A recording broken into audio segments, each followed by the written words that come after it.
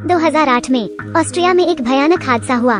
एक लड़की को उसके जैविक पिता ने एक तहखाने में 24 साल के लिए बंद कर दिया और उसने 7 बच्चों को जन्म दिया। आज हम आपका परिचय कराएंगे तहखाने में लड़की, एक वास्तविक कहानी पर आधारित। इस लड़की का नाम सारा है। यहाँ 4 लोग हैं। वो पिता डोन है। वो बेहद सख्त व्यक्ति हैं और लोगों को नियंत्रित करना पसंद करते हैं। यहाँ तक माँ या बहन। संघर्ष करने की हिम्मत किसी में नहीं, लेकिन सारा अलग है। उसने हिम्मत की। उस दिन पूरे परिवार ने खाना खाया। सारा खड़ी हुई और कहा कि वो पार्टी में जाना चाहती है, तो डोन ने इनकार कर दिया। उसने उसे रात में बाहर जाने की अनुमति नहीं दी। आधी रात सारा चुपके से भाग निकली। वो रातों रात चली गई। अगली सुबह डोन दरवाजे के बाहर सारा की प्रतीक्षा कर रहा था। उसने एक रात इंतजार किया। सारा को उसका बॉयफ्रेंड घर लाया। डोन ने उसे बुलाया और वो सब गुस्से में थे।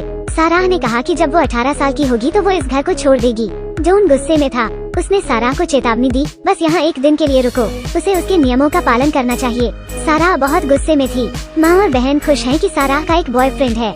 हालांकि वो डोन से संघर्ष करने की हिम्मत नहीं करते, पर वो सारा को मंजूरी देते हैं कि 18 साल की उम्र में सारा घर छोड़ देगी। डोन सब कुछ सुनता है और वो तहखाने में शेल्फ देखने आता है। उसके पीछे एक कमरा है। यह पता चला कि यह आपातकाल के दौरान उपयोग के लिए एक आश्रय था। डोन के अलावा इस आश्रय के अस्तित्व के बारे में घर में कोई नहीं जानता। उस दिन जब माँ और बहन बाहर थे, डोन ने सारा को बुलाया और बॉक्स को बेसमेंट तक ले जाने में मदद की। बुकशेल्फ को धक्का देकर सारा को एक गुप्त कमरा देखकर बहुत हैरानी हुई। डोन ने कहा कि यह पिछले मालिक का आश्रय था। उसने इसकी बहुत मरम्मत की। वैसे उसने सारा से कमरे के बारे में पूछा तो सारा ने कहा कि यह ठीक नहीं है। अचानक डोन मुड़ा और दरवाजा बंद करके बाहर चला गया। सारा को अंदर बंद कर दिया। सारा चाहे कितनी भी जोर से चिल्लाए, उसे कोई सुन नहीं सकता। पहले तो सारा ने मान लिया कि डोन ने उसे कुछ दिनों की सजा दी है, लेकिन वो बॉक्स में मिली सब उसकी निजी चीजें हैं। यह आसान नहीं था। उसने जल्दी से अनलॉक पासवर्ड दर्ज किया, लेकिन 3 गलत पासवर्ड डालने के बाद बिजली काट दी गई। वेंटिलेशन पंखे ने भी काम करना बंद कर दिया। अंदर बहुत अंधेरा है और वो अपने फोन की लाइट चलती है तो उसे पता लगा कि इस जगह पर सिर्फ एक ही वेंटिलेटर है और उसे कोई सुन नहीं सकता। सारा एक दिन संघर्ष करती है, लेकिन एहसास हुआ कि उसे उसके पिता ने बंद कर दिया है। वो बेबस होकर जमीन पर पड़ी थी। फिर उसने अन्य पासवर्ड डालने की कोशिश की। हिरासत के चौथे दिन सारा ने दरवाजा खुलने की आवाज सुनी। वो छुप गई और डोन की प्रतीक्षा करने लगी। सारा ने डोन से बचने का मौका देखा, लेकिन दूसरे दरवाजे पर भी पासवर्ड लगा था। डोन ने सारा को पकड़ लिया और उसे अंदर खींच लिया। उसने सारा को पासवर्ड आजमाना बंद करने की चेतावनी दी। वो उसे रोज बदलेगा। उसे जीने के लिए उसके नियमों की पालना करना चाहिए और साथ ही उसके प्रति आक्रामक। सारा नहीं मिलने पर माँ पुलिस को रिपोर्ट करती है। डोन ने कहा कि सारा की घर से भागने की योजना थी और उसे उसके कपड़े और सूटकेस नहीं मिले। पुलिस को कुछ नहीं मिला।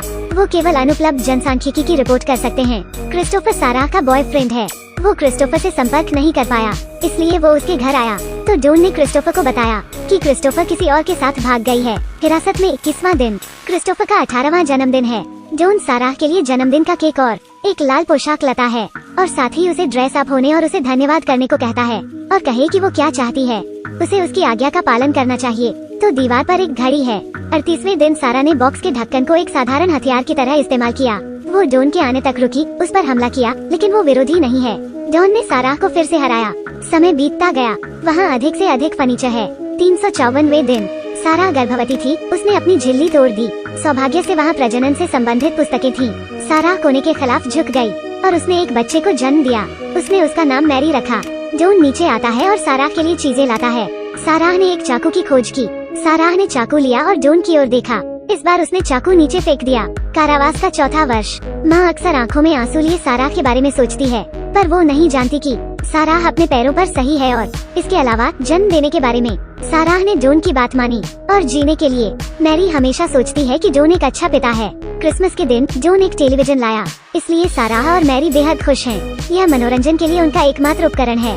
कैद में 7वां वर्ष। सारा का बेटा 3 साल का है। मैरी को अस्थमा है। सारा ने डोन से मैरी को अस्पताल ले जाने के लिए कहा, तो डोन ने अभी कुछ दवा दी। क्रिस्टोफर ने फिर भी हार नहीं मानी और वो फिर सारा के घर गया और सारा की बहन एमी से मिला। बात करते हुए क्रिस्टोफर को पता चला कि सारा दूसरों के साथ नहीं भागती, वो खो गई थी और उसकी कोई खबर नहीं थी। एमी ने यह भी मान लिया कि डोन ने सारा के साथ कुछ किया है। रात में माँ का डोन से झगड़ा हुआ और उसने कहा कि उसने खुद पैसा कमाया अपनी बेटी को खोजने के लिए और वो फिर चली गई। डोन ने उसका पीछा किया तो बेसमेंट की चाबी सोफे पर गिर गई। एमी ने तहखाने की चाबी देखी और चाबी नीचे ले गई। अचानक एक जोरदार चीख सुनी और डोन चौंक गया। डोन ने चाबी वापस ली और एमी का पीछा किया। इसी समय सारा की तीसरी संतान भी हुई। उसका नाम थॉमस रखा। साराह ने डॉन को आराम दिया और डॉन को सिर्फ थॉमस को ऊपर ले जाने के लिए कहा। साराह ने अपनी माँ को एक पत्र लिखा और कहा कि वो और उसका प्रेमी ठीक हैं, लेकिन उसके पास समय नहीं है। माँ से कहो कि बच्चे की देखभाल करो। माँ बहुत खुश हुई, लेकिन उसे पालने के नीचे मदद के लिए कागज का टुकड़ा नहीं मिला। साराह अपने बच्चों को ऊपर लाती है, लेकिन बच्चे अपनी माँ की तकलीफ नहीं जानते। कारावास का 14वां वर्ष। मैरी एक किशोरी के रूप में बड़ी हुई थी। बेटा भी किशोरी हुआ और साराह फिर गर्भवती हो गई। जॉन उनके लिए कुछ मेकअप का सामान लाया। उसने मैरी को गौर से देखा।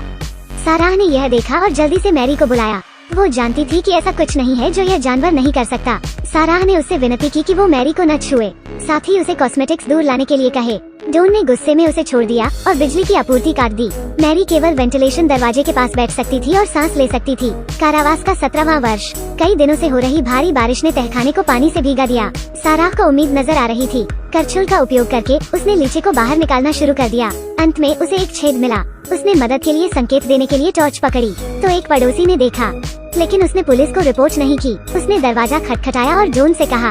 जॉन गुस्से में नीचे तहखाने में गया और साराह की बेरहमी से पिटाई की तो साराह का गर्भपात हो गया। एक बच्चे को खोना। कैद में 18वां साल। बच्चे बड़े हो गए हैं।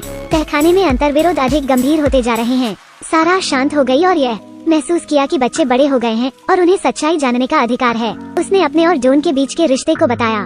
बच्चे इस सच्चाई पर विश्वास नहीं कर पा रहे थे और मैरी को फिर से अस्थमा का दौरा पड़ा, लेकिन बच्चे भी माँ की मुश्किलें समझते हैं। कुछ समय बाद जॉन बेरोजगार हो गया और पैसे न होने से वो साराह को नहीं पाल सका, इसलिए उसने एक कर्तव्य निष्ठा से दफनाने का निर्णय लिया। उसने पाइप के एक छोर को कार के निकास में प्लग किया और तहखाने में एक वेंटिलेशन वाहिनी के लिए एक कनेक्शन।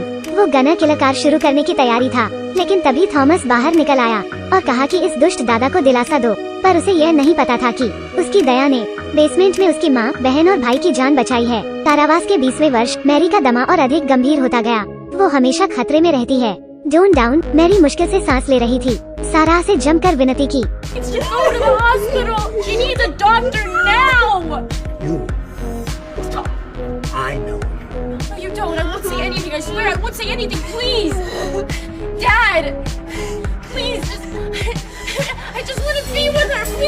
अंत में जॉन ने मैरी को अस्पताल ले जाने का फैसला किया, लेकिन बेटे को बंधक बना रहने दो। ऊपर जाकर साराह ने मैरी को गले लगाया। परिचित कमरा देखकर उसे उम्मीद है कि वो जा सकती है और उसे उम्मीद है कि वो अपनी माँ को देख सकती है। फिर मैरी को अस्पताल ले जाया गया। उसने दिल की धड़कन फिर से हासिल कर ली और डॉक्टर ने जॉन से मैरी की जानकारी भरने को कहा। साराह ने दीवार पर लगी घड़ी की तरफ देखा। वो जानती थी कि यह उसका अंतिम मौका है।